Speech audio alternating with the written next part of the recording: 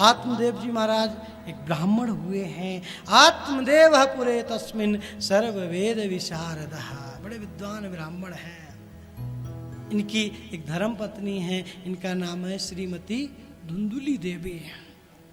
जैसे आत्मदेव जी महाराज विद्वान हैं, वैसे उनकी पत्नी कलह प्रिया। कलह बड़ा प्रिय है उनको। जब तक प्रातः काल उठती और पड़ोसी से झगड़ा नहीं करती ना, तब तक मानो भोजन नहीं बनाती। धुंधुली कलह प्रिय है। आत्मदेव जी महाराज के पास सब कुछ है, लेकिन पुत्र का दुख है। कोई संतति नहीं है, कोई पुत्र नहीं है। इसी बात से दुखी हुए एक दासा दिजो दुखाद ग्रहम त्यक्त्वा वनम गता, घर छोड़कर वन को चले गए। क्यों? आत्महत्या करने के लिए। जब पुत्र नहीं है तो ऐसे जीवन को धिक्कार है। आत्महत्या करने के लिए वन को चले गए। वन में एक महात्मा जी से भेंट हो गई। महात्मा जी ने पूछ लिया, आपकी उदासी का कारण क्या है? बता दिया, पुत्र के कारण दुखी है। पुत्र नहीं है, संतति नहीं है, इस कारण मैं दुखी हूँ। पहले तो महात्मा जी ने खूब उपदेश दिया, अरे जरूरी नहीं है पुत्र से सुख हो जाए। राजा अंग देखो कितने पुत्र से दुखी हुए। अंग राजा के पुत्र हुए, बेन कितने आतताई हुए, आगे भी विस्तार से कथा आएगी। राजा सगर जिनके 60,000 पुत्र थे, दुखी हुए। जो 60,000 पुत्र मर गए कपिल मुनि की क्रोधाग्नि में जलकर। का जरूरी नहीं है पुत्र से सुख हो जाए। हे ब्राह्मण देवता, भगवान का भजन करो, सुख मिल जाएगा। ब्राह्मण देवता बोले, महात्मा जी ज्ञान मुझे भी बहुत है, मुझे आपका ज्ञान नहीं चाहिए। अगर देना चाहते हो तो पुत्र का आशीर्वाद दे दो। नहीं माने। आत्मदेव जी महाराज ब्राह्मण देवता कहने लगे, महाराज नहीं तो मैं आपके सामने ही सिर पटक पटक कर मर जाऊंगा अभी। महात्मा जी ने सोचा मेरे सामने मरेंगे, मुझे ब्रह्म हत्या लगेगी। तो इसी भाव से महात्मा जी ने एक फल निकाला और फल निकाल कर आत्मदेव जी को दे दिया। जाओ इस फल को अपनी पत्नी को खिला देना, जिससे आपके यहाँ भी सुंदर सुंदर पुत्र का जन्म होगा। आत्मदेव जी महाराज आए, फल को लाकर अपनी धर्म पत्नी धुंधुली को दे दिया। का फल खा लो, जिससे हमारे यहाँ भी पुत्र होगा। काल धुंधुली ने कहा, मैं प्रातः काल स्नान ध्यान पूजा पाठ करने के बाद इस फल को खाऊंगी। प्रातः काल हुई, ब्राह्मण देवता तो चले गए अपने कार्य से बाहर। इधर उस धुंधुली ने स्नान ध्यान किया और हाथ में फल लेकर बैठ गई। इस फल को खाऊं या ना खाऊं, संशय करने लगी, कुतर्क करने लगे। तब तक पड़ोसन आ गई। पड़ोसन ने पूछा, अरे धुंधुली, अरे चिंता का क्या कारण है, क्यों चिंतित हो? बता दिया, चिंता का कारण ये फल है। का फल चिंता का कारण कैसे हो सकता है? कहा पता नहीं, मेरे पतिदेव कहाँ से फल लेकर आ गए हैं और कह रहे हैं फल खा लो जिससे पुत्र हो जाएगा। बताओ, कहीं फल खाने से भी पुत्र होता है क्या? पड़ोसन ने कहा, खा के देख ले, होगा तो हो जाएगा, नहीं होगा तो कोई बात नहीं। धुंधुली ने कहा कि मैं फल खा तो लूं, लेकिन मेरे मन में बड़ा संशय चल रहा है। ये श्लोक बड़े रसीले हैं। यहाँ पर धुंधुली ने पड़ोसन से जो बातें कही हैं कि फल भक्षेण गर्भस्य गर्भेणो दर वृद्धिता स्वल्प भक्षम ततो शक्ति गृह कार्यम कथम भवे। मैं फल तो खा लूं, लेकिन फल खाने से गर्भ होगा, और जब गर्भ होगा तो फिर मेरा उदर बढ़ेगा। धुंधुली कह रही है, जब मेरा उदर बढ़ जाएगा तो पूरे दिन मैं अपने घर का इतना काम धंधा करती हूँ, मेरे घर का काम धंधा कौन करेगा? पड़ोसन ने कहा, काम धंधे की चिंता मत कर, तू अपनी ननद को बुला लेना काम धंधा करने के लिए। भाभी के कोई खुशी होती है तो ननद को बधाई तो देनी ही होती है। इससे तो अच्छा यही है कि उस ननद को पहले से 1 महीने पहले से ही बुला लो और बुलाकर उससे खूब घर का काम धंधा करवाओ। बाद में जो बधाई के रूप में बने वो देकर उसे विदा कर दो। कैसा करना तो अपनी ननद को बुला लेना। धुंधुली ने कहा, घर में नौकर रख लूंगी लेकिन ननद को नहीं बुलाऊंगी। कहा, ननद को क्यों नहीं बुलाएगी? कहा महर तुझे पता नहीं, मेरी जो ननद है ना एक नंबर की चोर है। जब तक मैं प्रसूति गृह में रहूंगी तब तक मेरे घर का सब सामान सट्टा बांधकर अपने घर ले जाएगी। नौकर रख लूंगी, ननद को नहीं बुलाऊंगी। पड़ोसन ने कहा ठीक है नौकर रख लेना, फल तो खा ले। कहा ठीक है मैं फल खा लेती हूँ, लेकिन मेरे मन में एक और संशय हो रहा है। कहा दूसरा संशय क्या हो रहा है? कहा दूसरा संशय ये हो रहा है, मैंने सुना है कि गर्भवती स्त्री तेज दौड़ नहीं सकती, गर्भवती स्त्री तेज भाग नहीं सकती। का बात तो ठीक है, गर्भवती स्त्री तेज नहीं भाग सकती, लेकिन तुझे कहाँ भागना पड़ेगा? अब धुंधली कुतर्क करती है, क्या पता कब भागना पड़ जाए। कि दैवाद घाटी ब्रजेद ग्रामे, अगर हमारे गांव में कहीं आग लग गई तो, आग लगे तो गांव वाले सब तो भाग जाएंगे, मैं भाग नहीं पाऊंगी, तो तदा में मरणम भवे, तो मेरा तो मरण हो जाएगा। कहा कहीं आग नहीं लगेगी, चुपचाप फल खा ले। कहा ठीक है मैं फल खा लेती हूँ, लेकिन मेरे मन में एक और संशय हो रहा है। कहा और क्या संशय हो रहा है? धुंधली कह रही है मैंने सुना है कि सुखदेव जी महाराज अपनी माँ के गर्भ में 12 वर्ष तक रहे थे। बोलो राधे राधे। का बात तो ठीक है, का कहीं मेरा गर्भ 2-4 वर्ष ही रह गया तो तदा में मरणम भवे। तो धुंधली ने कुतर्क किए। तर्क की दवाई होती है, तर्क का समाधान होता है, और अगर कोई व्यक्ति कुतर्क करे ना तो कुतर्क का कोई जवाब नहीं होता है। कुतर्क में अगर कहीं जाओ तो हमें भी कई बार, हम गांव में कथा करते हैं तो गांव में मिल जाते हैं लोग। महाराज जी ये बताओ जब रावण के 10 सिर थे तो वो करवट कैसे लेता था? बोलो राधे राधे। दूसरा कुतर्क करते हैं मशक समान कपि रूप धर। कहा जब हनुमान जी सीता मैया का पता लगाने गए तो मच्छर के समान रूप धारण करके लगे गए, फिर वो चूड़ामणि कहाँ रखे लेकर गए। तो ऐसे कुतर्कों का जवाब भी आजकल बना ही दिए। कहा वो ये बताओ पहले जब हनुमान जी गए थे मच्छर का रूप धारण करके तो उस समय मनुष्य कितने बड़े बड़े होते थे? हम कथाओं में सुनते ही हैं वो कुंभकर्ण तो कितना बड़ा था। उस कुंभकर्ण से बात करने के लिए रावण को कई मंजिल ऊपर छत पर जाना पड़ता था, कई मंजिल ऊपर छत पर जाकर उस कुंभकर्ण से बात करता था। तो जब उस जमाने में ये मनुष्य इतने बड़े बड़े होते थे तो क्या मच्छर छोटे छोटे होते होंगे? मच्छर भी तो बड़े बड़े होते होंगे। भाई ये कुतर्क है। तर्क की दवाई होती है, कुतर्क की कोई दवाई नहीं होती है। कुतर्क की तो दवाई बस प्रणाम होती है, बस प्रणाम कर लो वहां से निकल जाओ, वही दवाई है। भाई हुआ धुंधली ने जब पड़ोसन से कुतर्क किए, उसने प्रणाम किया, तू जाने तेरा काम जाने, मैं तो चली। वो वहां से चली गई। दूसरे दिन उसकी बहन आ गई।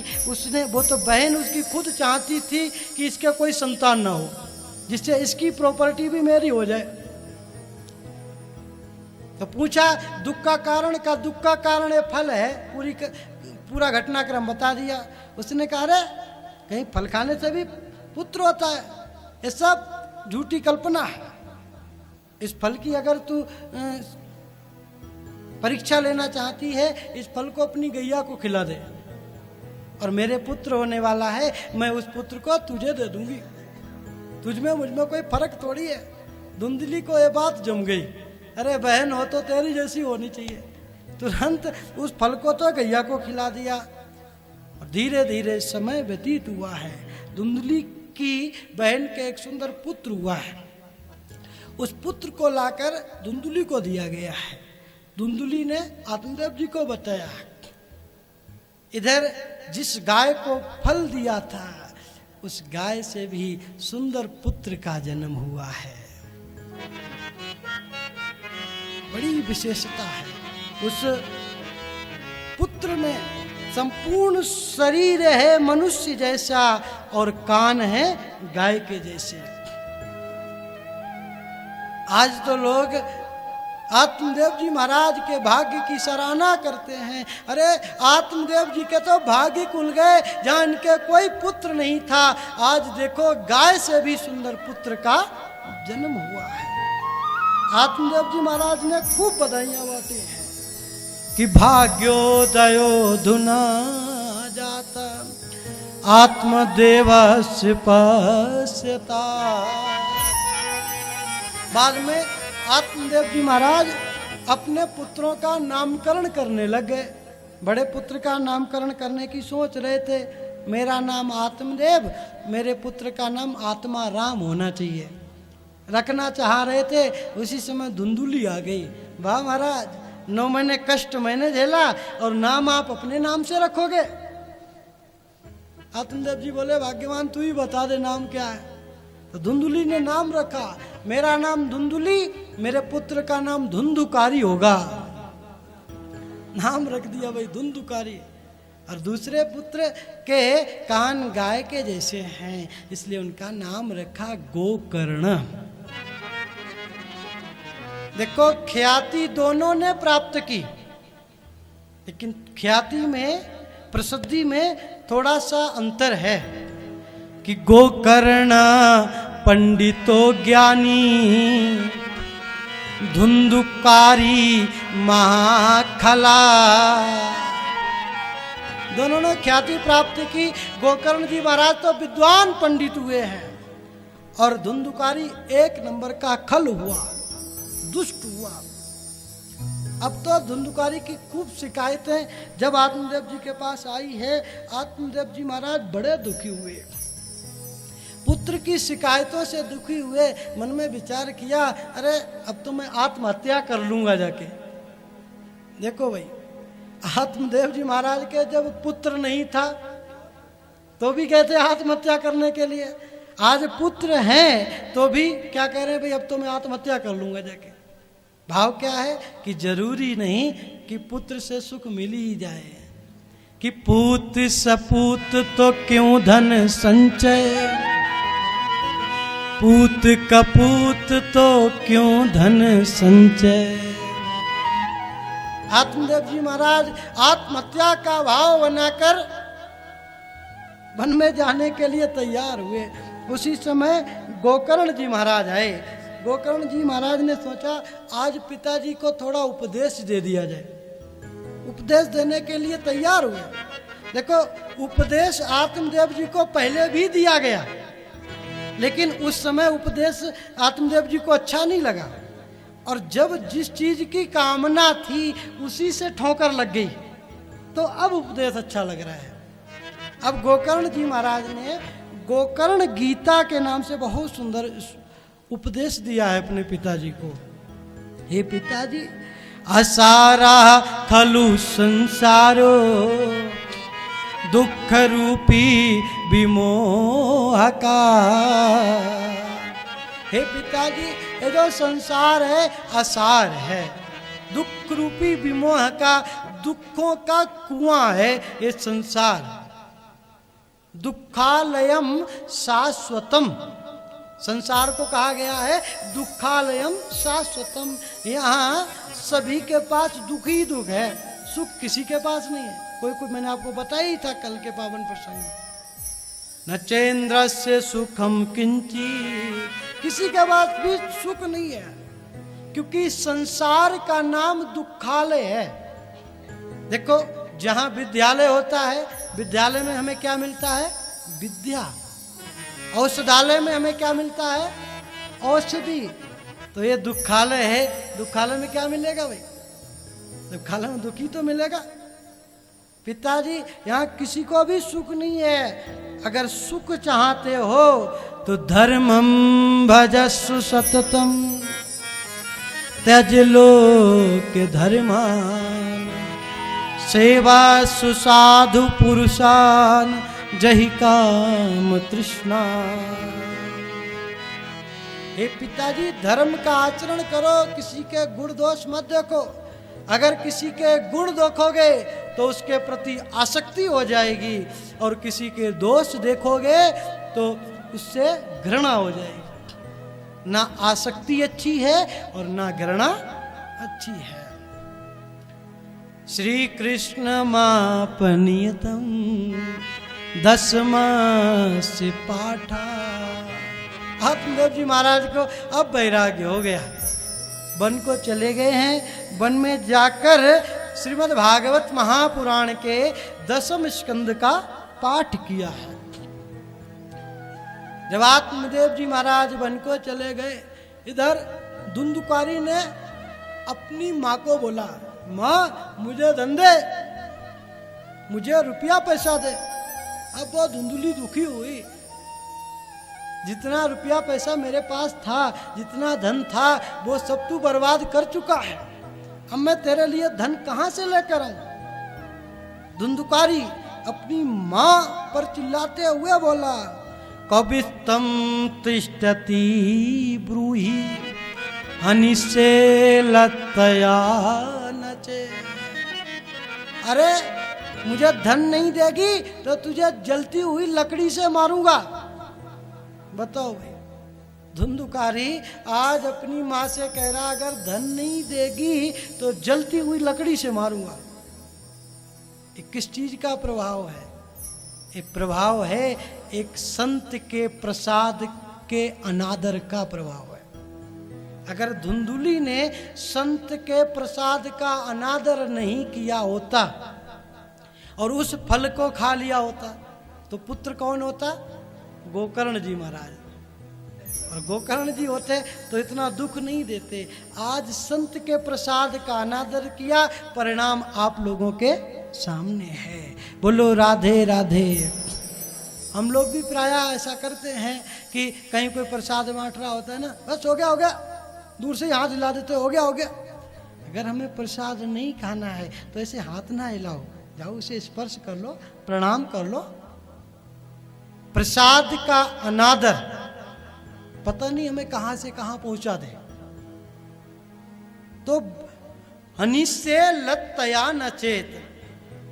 यहां पर धुंधुली जब दुखी हुई है तो कूपे पाता कृतौ रात्रौ तेन सा निधनम गता। एक कुआं में डूबकर मर गई है। आत्मदेव जी महाराज वन को चले गए, धुंधुली कुआं में डूबकर मर गई। अब गोकर्ण जी ने सोचा अब नंबर मेरा ही है, नहीं अब कोई बचा ही नहीं लड़ने के लिए, अब तो मुझसे ही झगड़ा होगा।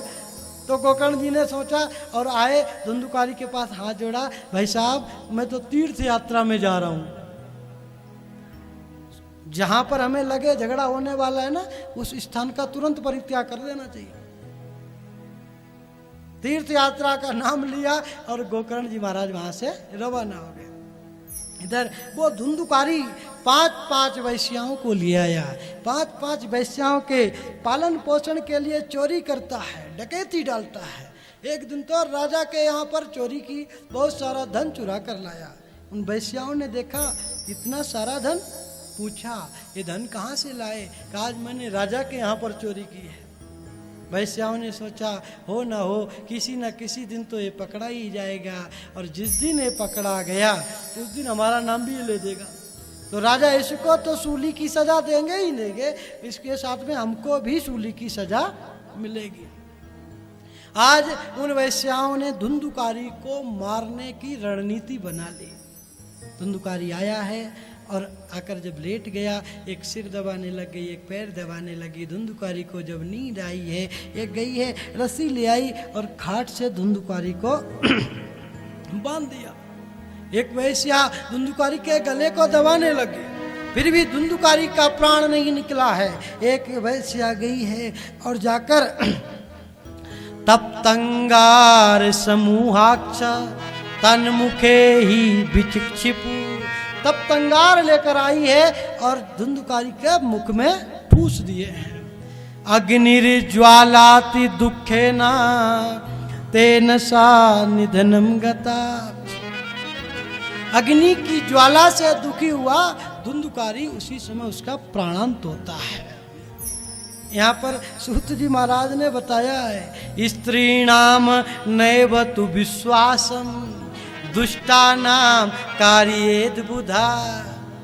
सूत जी महाराज कह रहे हैं ऐसी स्त्रियों का कभी भी विश्वास नहीं करना चाहिए जो सिर्फ और सिर्फ धन की ही भूखी होती है। दुष्टानाम कार्येद बुधा। धुंधुकारी बभूवाता महान प्रेत कुकुरमता।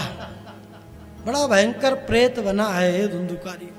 गड्ढा खोद कर आंगन में गाड़ दिया था, वहां से वैश्या रफू चक्कर हो गई थी। इधर एक दिन गोकर्ण जी महाराज अपने घर में पधारे हैं। गोकर्ण जी महाराज जब सो रहे थे उसी समय एक प्राणी आया और आकर कभी शेर बनकर डराता है, कभी अलग अलग रूपों में शक्रनिमेषा शक्रतष्टि शकृश्चा महिषो भवत। कभी भैंसा बनता है, कभी कुत्ता बनता है, अलग अलग रूप धारण करके गोकर्ण जी को डराने लगा। गोकर्ण जी समझ गए हो ना हो एक कोई अधोगति में गया हुआ प्राणी है। पूछा आप कौन है? बोलना चाहता है लेकिन बोल नहीं पाया। उसी समय गोकर्ण जी महाराज ने हथेली में जल लिया, गायत्री मंत्र अभिमंत्रित करके जैसे ही वो जल छोड़ा वह प्रेत बोल उठा है।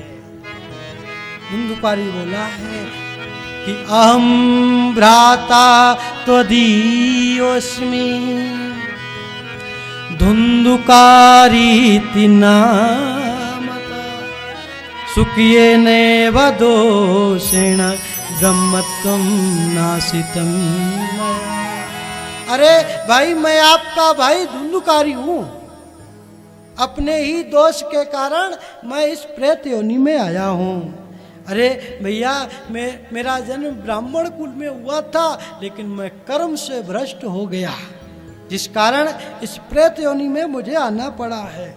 अहो बंधो कृपा सिंधो भातर मामासु मोचया। हे कृपा सिंधु, हे भाई मुझ पर कृपा करो, कृपा करो। गोकर्ण जी महाराज ने कहा अरे तुम्हारे लिए तो मैंने गया में पिंडदान किया, फिर भी तुम्हारी मुक्ति नहीं हुई। कि गया श्राद्ध सतेनापि मुक्तिर्मे न भविष्यति। धुंधुकारी बोला महाराज मैंने इतने बड़े बड़े पाप कर्म किए हैं, गया में एक क्या 1000 पिंडदान करो फिर भी मेरी मुक्ति नहीं होगी। देखो पिंडदान के 3 बड़े तीर्थ बताए गए हैं, एक गया, एक नैमिषारण्य और एक हमारा ब्रह्म कपाल तीर्थ। ये बद्रीनाथ धाम है जहाँ पर पितरों के लिए पिंडदान दिया जाता है। का गया में पिंडदान देने पर भी धुंधुकारी की मुक्ति क्यों नहीं हुई? का उसका कारण ये था कि भाई गोकर्ण जी ने संकल्प कराया पिंडदान का, तो संकल्प में गोकर्ण जी ने अपना ही गोत्र बोला। उन्हें तो पता था कि मेरा ही भाई है, तो अपने ही घर का गोत्र बोला। जब गोत्र अपना बोला, जब एड्रेस ही गलत गया और गोत्र वो धुंधुकारी का था नहीं, जब किसी पोस्ट पर एड्रेस ही गलत हो तो वो डाक कैसे पहुंच पाएगी? वही हुआ धुंधुकारी के साथ। इसलिए धुंधुकारी की गया में पिंडदान करने पर भी मुक्ति नहीं हुई। प्रातः काल हुई है, गोकर्ण जी महाराज ने भगवान सूर्य को प्रणाम किया है और सूर्य भगवान से प्रार्थना की है कि तुभ्यं नमो जगत साक्षिन् ब्रूहि में मुक्ति हेतुकम्। हे सूर्य नारायण परमात्मा, हे जगत के साक्षी देवता, आप ही बताइए मेरे भाई की मुक्ति कैसे होगी। जब गोकर्ण जी महाराज ने सूर्य नारायण परमात्मा से पूछा है, सूर्य नारायण भगवान ने बताया है कि श्रीमद् भागवतान मुक्ति सप्ताह वाचनम कुरु। भागवत जी की कथा का आयोजन करो, धुंधुकारी की मुक्ति हो जाएगी। गोकर्ण जी महाराज ने भागवत कथा का आयोजन किया है। प्रेत योनि में वो धुंधुकारी हवा का रूप धारण करके आया। कहाँ बैठूं तो 7 गांठ का एक बांस देखा। उस बांस की पहली ग्रंथि में बैठ गया। पहले दिन की कथा जब पूरी हुई, पहली ग्रंथि टूट गई। इस तरह से एवं 7 दिनश्चैव सप्त ग्रंथि विभेदनम, 7 दिन की कथा जब पूरी हुई, धुंधुकारी चतुर्भुज रूप में प्रकट हुआ है। बोलिए भागवत भगवान की। भागवत जी की महिमा का वखान धुंधुकारी करता है कि धन्या भागवती वार्ता प्रेत पीड़ा विनाशिनी। ये भागवत जी की कथा धन्य है, प्रेत पीड़ा का विनाश करने वाली है। देखो, जो फल गया में भी पिंडदान से प्राप्त नहीं हुआ, अलग अलग तीर्थों में भी प्राप्त नहीं होता है, वो फल भागवत कथा ज्ञान यज्ञ से प्राप्त होता है। हम देखो, अपने पितरों की मुक्ति के लिए, हम अपने पितरों पर परमात्मा की कृपा के लिए भागवत जी की कथा का आयोजन कराते हैं, क्योंकि यही भागवत कथा ज्ञान यज्ञ मुक्ति देने में सर्व समर्थ है। यहाँ पर धन्या भागवती वार्ता, धुंधुकारी ने खुद कहा है, सप्ताहोपि तथा धन्या कृष्ण लोक फल प्रदा। भगवान कृष्ण के लोक का फल देने वाली है भागवत जी की कथा। धुंधुकारी को लेने के लिए भगवान के पार्षद आए हैं। धुंधुकारी को जब विमान पर बैठाकर भगवान के पार्षद जाने लग गए हैं, गोकर्ण जी महाराज को नहीं रहा गया, प्रश्न कर लिया। हरिदासों से यहाँ पर गोकर्ण जी ने प्रश्न किया है, महाराज अत्रैवा वहिवासन्ति, का यहाँ सुनने वाले तो बहुत श्रोता थे। गोकर्ण जी महाराज कह रहे हैं, यहाँ सुनने वाले तो बहुत श्रोता थे, कथा बहुत श्रोताओं ने सुनी, तो फिर एक विमान अकेला धुंधुकारी के लिए ही क्यों आया? आपके फल में भेद क्यों हुआ? का फल तो संभाव से होना चाहिए। तो हरिदासों ने कहा, महाराज हमारे फल में कोई भेद नहीं है, यहाँ पर श्रवण में भेद हुआ है, कथा सुनने में भेद हुआ है, फल में कोई भेद नहीं है। धुंधुकारी ने कथा सुनी है, श्रवणम तु कृतम सर्वे ना कथा मननम कृतम। कथा को सुना है, कथा का चिंतन किया है और कथा का मनन किया है।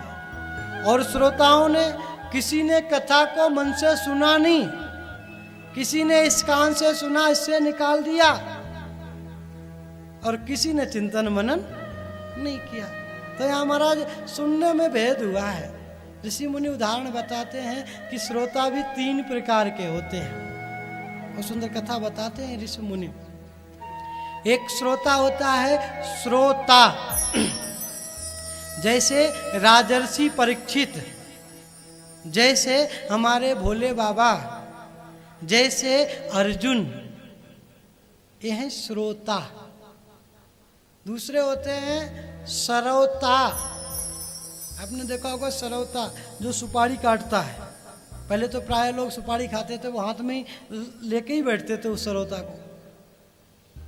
श्रोता मतलब कि इस कान से कथा को सुना और इस कान से निकाल दिया, तो वो होते हैं श्रोता, जो सिर्फ और सिर्फ काटते हैं। कथा में सिर्फ और सिर्फ कवियां निकालने आते हैं।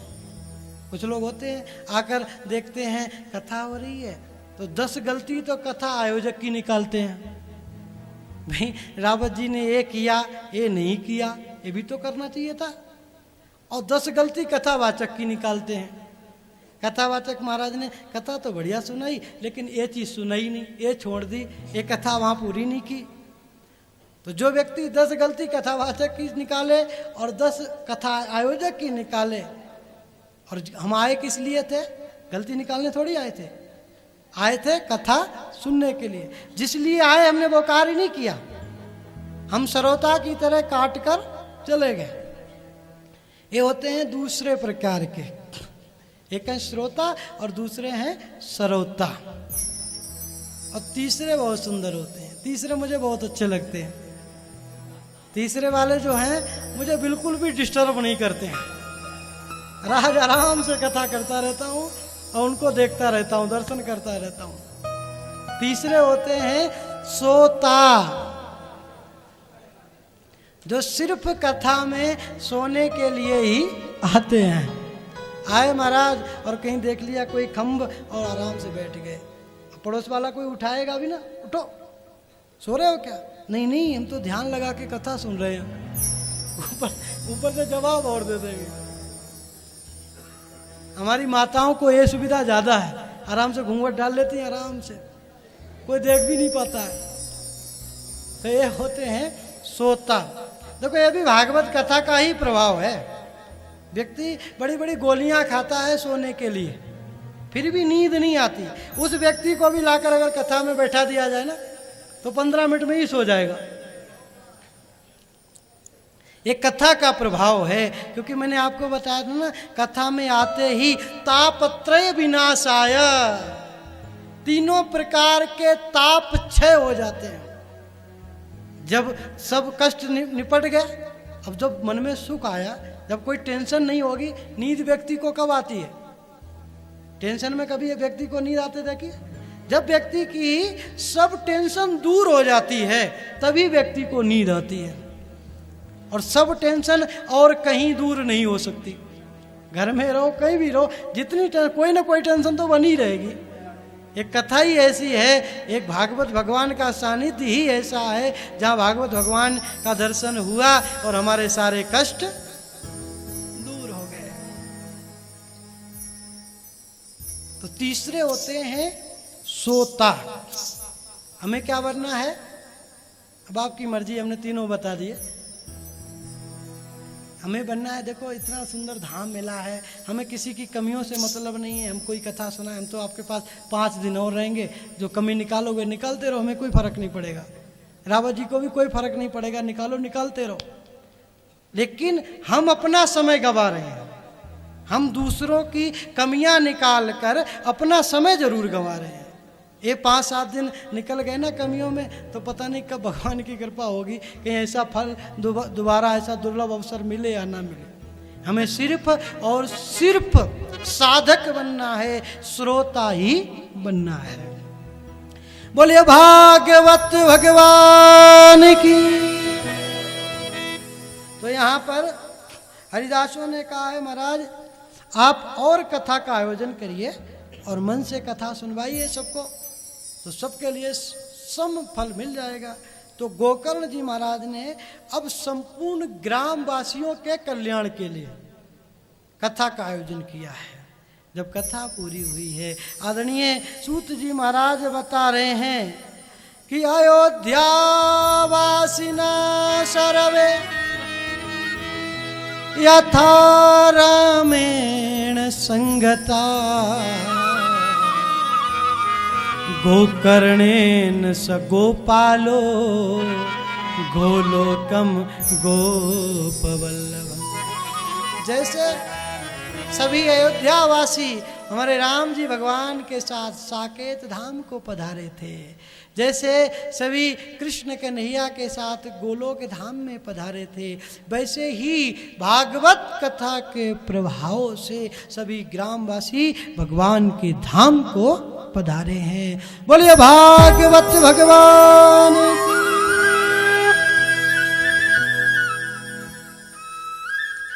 ये भागवत जी की महिमा बताई है। अंत में